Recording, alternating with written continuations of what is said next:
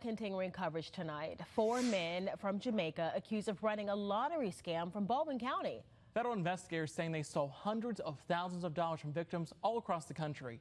And our Natalie Williamson has been looking into this. Natalie, walk everyone through how this alleged scam worked.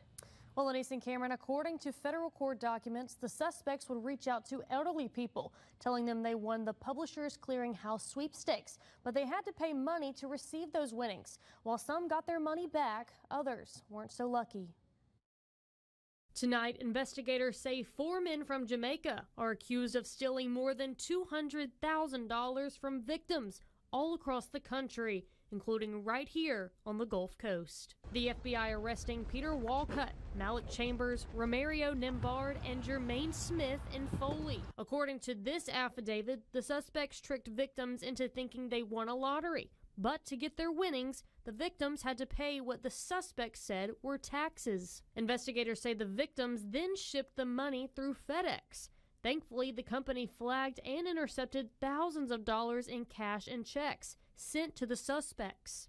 FedEx sent the money back to dozens of victims with a warning notice. But that wasn't the case for everyone. Federal court documents also say between April 2020 and February 2023, even before the FBI began investigating, approximately 90 packages were identified that were believed to have contraband shipped to the suspects' houses. The names on the packages were often fake. According to Parker Still, acting assistant special agent in charge of the Mobile division of the FBI, the suspects targeted one group of people. The subjects operated a Publishers Clearinghouse scheme, and in the course of doing that, they defrauded one of our most vulnerable groups that were out there to protect our elderly victims. In particular, these victims were defrauded from Florida all the way to California. Really throughout the country, we saw this fraud scheme.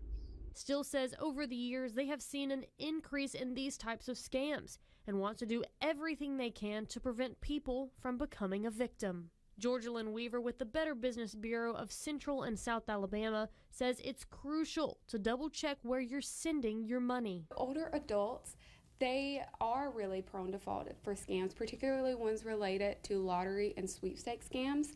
Over half the reports we received last year of those types of scams came from older adults, and they also tend to lose a substantial higher amount of money than all other age groups.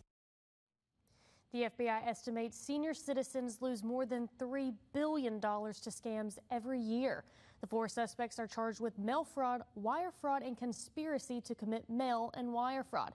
Now, if they are convicted, they face a maximum penalty of 20 years in prison. Live at the News Center, Natalie Williamson, Fox 10 News.